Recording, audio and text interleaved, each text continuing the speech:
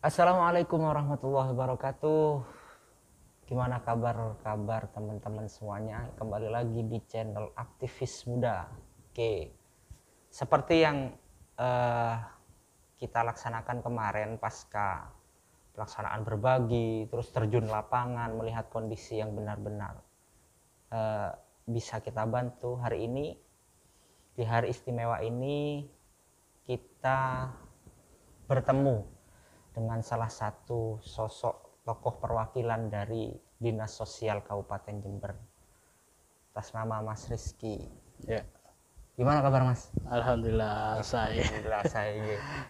Eh, Mohon terima kasih banyak Mas Rizky sudah meluangkan waktu kepada kami. Jadi di beberapa video kami kemarin itu Ya, kita melaksanakan kegiatan sosial Mas. hmm, Nah, jadi kegiatan sosial itu kita selain berbagi, terus kemudian ada beberapa orang-orang yang berjualan itu Mas. ya, Nah, jadi kita beli dagangannya, sampai akhirnya kita juga terjun lapangan melihat benar-benar ada kondisi benar-benar orang itu tidak mampu atau tidak. ya, Sampai akhirnya kita berkaitan dengan bantuan-bantuan sosial yang mereka terima. Ternyata setelah kita cross check juga ada beberapa hal yang menjadi latar belakang mereka tidak menerima bantuan, Mas. Nah, dari itu sebelum nanti lebih lanjut, saya mohon izin untuk bertanya beberapa hal kepada Mas Rizky, oke, siap, siap. terutama berkaitan dengan dinas sosial. Nah, ini Mas, sebenarnya dinas sosial itu bergerak di bidang apa sih Mas? Ya, kalau di ketentuan regulasinya yang mendasari kami itu di Perbup nomor 11 tahun 2021 tentang SOTK, susunan organisasi dan tata kerja Dinas Sosial Kabupaten Jember. Nah, kalau dilihat dari Perbup itu, kita strukturnya ada kepala dinas, ada sekretaris, sekretariat, ada 4 bidang. Yang pertama, saya tidak bisa menjelaskan lebih rigid ya. Saya hanya akan bicara terkait dengan bidang yang di luar saya itu tidak detail, tapi kalau di bidang kami siap menyampaikan. Jadi kalau yang 3 bidang yang di luar kami itu ada di bidang anak dan yatim piatu, yang berikutnya bidang perempuan dan difabel, habis itu terkait dengan bidang sarpras. Yang kami sendiri itu ada bidang fakir miskin, lansia dan korban bencana. Kalau terkait yang tadi disampaikan itu khusus untuk masalah bansos itu ada di bidang kami. Bidang fakir miskin. Fakir miskin, lansia dan bencana yang bantuan sosial itu. Jadi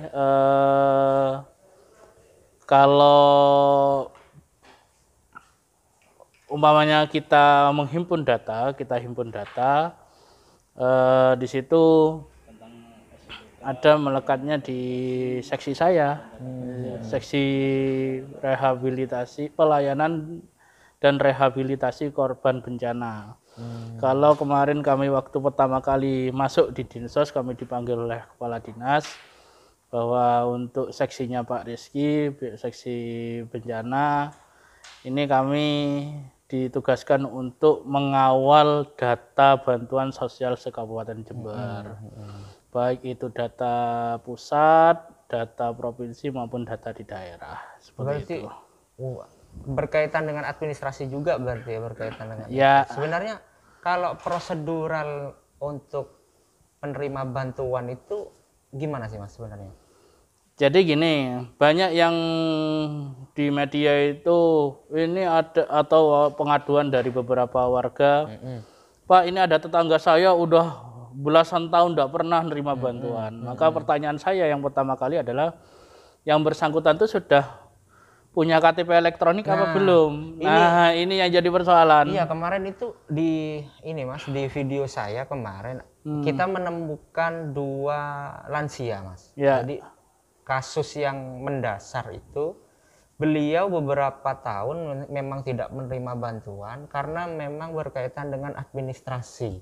Nah salah satunya nggak punya kakak, terus kemudian nggak punya KTP, nggak ya akhirnya beliau tidak menerima bantuan. Nah, ini prosedur penting yang perlu disiapkan kira-kira apa saja, Mas? Jadi gini, kita kalau di pemerintah Kabupaten Jember, satu kita melihat dari visi dan misi Bapak Bupati dulu. Kalau Bapak Bupati kan sudah jelas bahwa beliau wis wayahe menawi Jember. Salah satu visinya itu, salah satu misinya yaitu menuntaskan kemiskinan struktural dan kultural di wilayah. Nah, kalau sudah kita bicara kemiskinan, maka ini menjadi istilahnya fokus yang harus diselesaikan tidak hanya oleh Dinsos, tapi oleh seluruh OPD yang terkait untuk mengentaskan kemiskinan. Contoh sederhana tadi, bahwa yang terkendala adalah persoalan Adminduk. Nah, kita mengetahui bahwa syarat penerima bansos itu ada dua.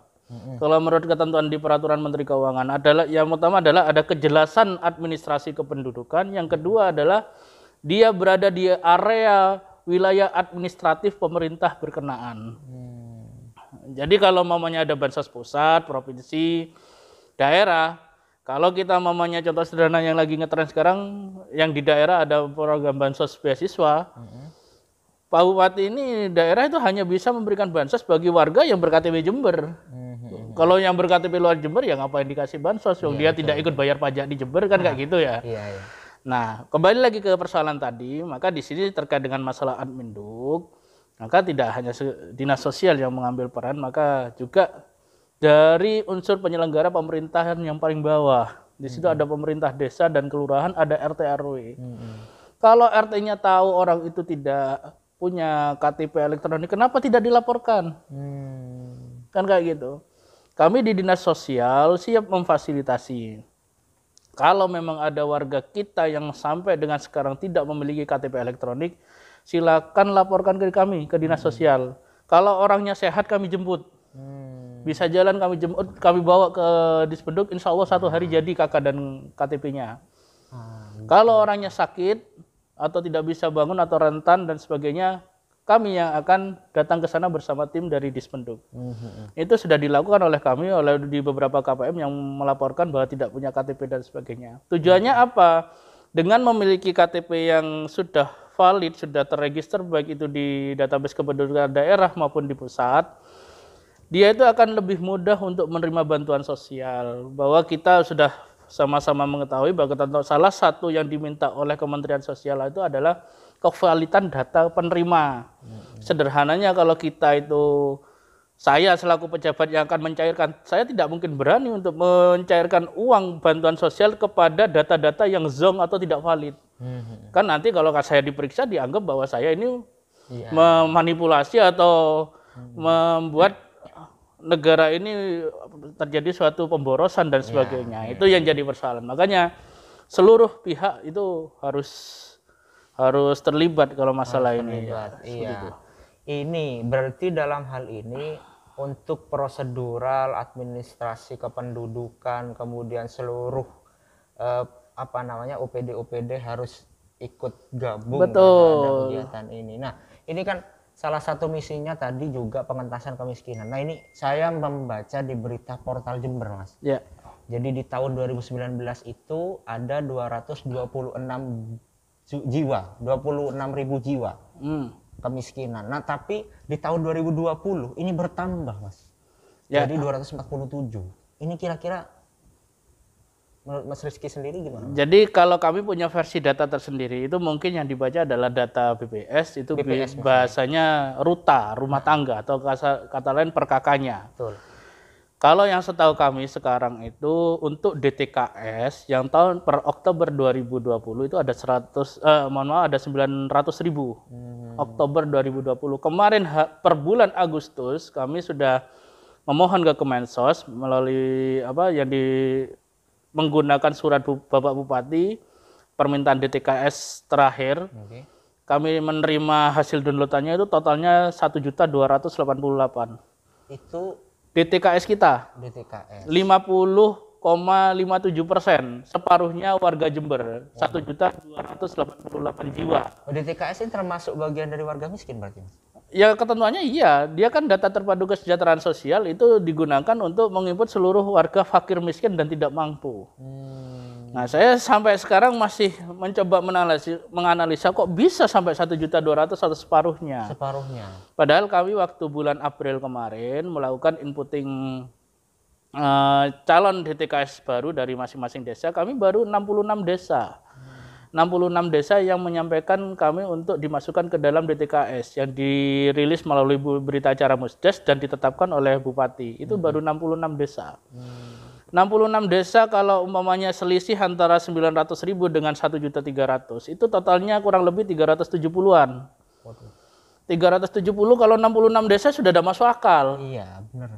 Sudah tidak, oh berarti ini kenapa dengan DTKS kita? Maka kemarin per hari Kamis, saya lupa tanggal 21 ya, hari Kamis itu kami difasilitasi oleh BPJS Kesehatan untuk awalnya perbaikan penerima bantuan iuran pusat PBIJK atau KIS itu. Ya. Nah di situ kami membicarakan persoalan DTKS. Nah kita membicarakan persoalan DTKS bahwa suatu daerah itu baik itu di tingkat desa maupun di tingkat kabupaten itu dikatakan berhasil pelaksanaan pembangunannya apabila DTKS itu menurun progresnya. Nah ini kok bisa naik? Berarti kan gagal hitungannya pelihatannya. Benar. Seharusnya kan DTKS fakir miskin itu dikatakan pembangunannya berhasil apabila fakir miskin menurun. Maka kemarin kami sudah berkoordinasi dengan seluruh operator desa di kegiatan tanggal 21 kemarin bahwa kami akan membagikan data DTKS semuanya kepada pemerintah desa. Sudah kami bagikan. Data karena terlalu besar tidak bisa kami sampaikan WA. Kalau persatu tidak bisa tidak efektif waktunya, jadi kami kirim ke masing-masing email yang sudah terdaftar. Jadi di situ kami minta kepada seluruh operator desa untuk memverify kembali atau kasarannya sebagaimana amanah Pak Kadis kami bahwa DTKS itu harus diverifikasi faktual. Bisa jadi dalam satu data itu ada yang berkali-kali di-input, bisa kami bagikan dalam bentuk file Excel. Kami bisa minta ke teman-teman untuk cek duplikat, Pak. Kalau cek duplikat di Excel itu ketahuan nanti. Gitu, bagaimana nick-nya yang duplikat dan sebagainya.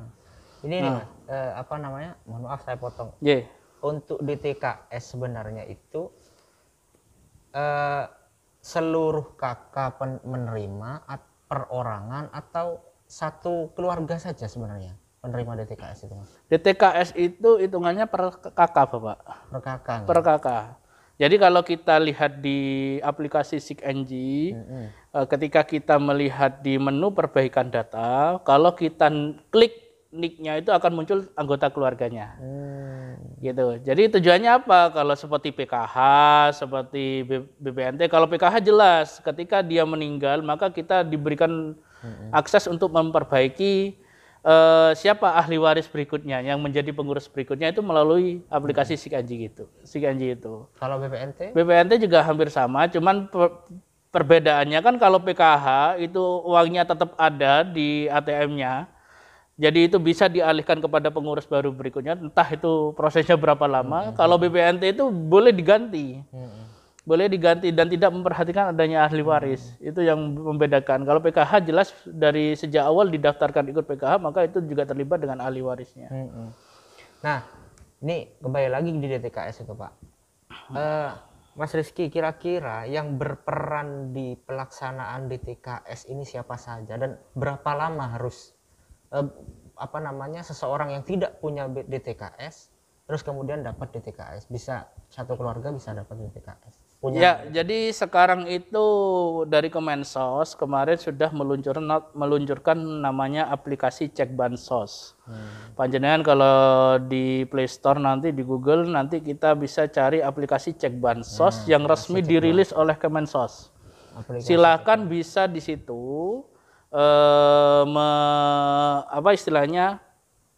mengisi data-data biasanya baik KK, nama, email dan sebagainya, kemudian dikonfirmasi melalui email bahwa masih diverifikasi. Mungkin dalam waktu kurang lebih dari 24 jam itu kita memperoleh konfirmasi apakah kita diterima sebagai user di aplikasi Cek Bansos atau tidak. Nah, kemarin kami juga sudah sosialisasikan kepada seluruh operator DTKS bahwa silakan untuk melakukan instalasi aplikasi Cek Bansos itu dari HP-nya masing-masing. Untuk sementara, karena di aplikasi Cek Bansos itu kami menilai mengesampingkan ketentuan terkait dengan Permensos 5 tahun 2019 tentang DTKS, di mana salah satu pengelolaan dalam data terpadu kesejahteraan sosial itu melibatkan harus ada proses musdes di dalamnya, musdes dan muskel.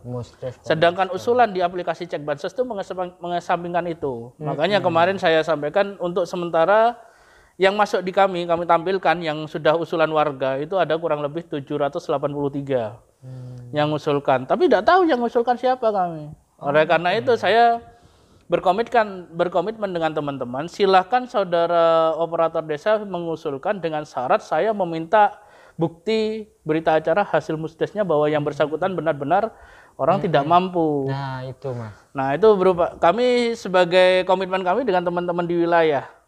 Jadi kami tidak bisa tiba-tiba memverbal menyetujui itu semua untuk dimasukkan ke DTKS melalui aplikasi Cek Bansos. Karena itu sudah istilahnya dalam aplikasi itu mengesampingkan proses musdes yang ada di desa. Bisa jadi orang-orang yang sejatinya dia mampu, dia mau iseng-iseng masuk DTKS biar dapat bantuan. Nah kan kasihan yang miskin, yang betul-betul miskin.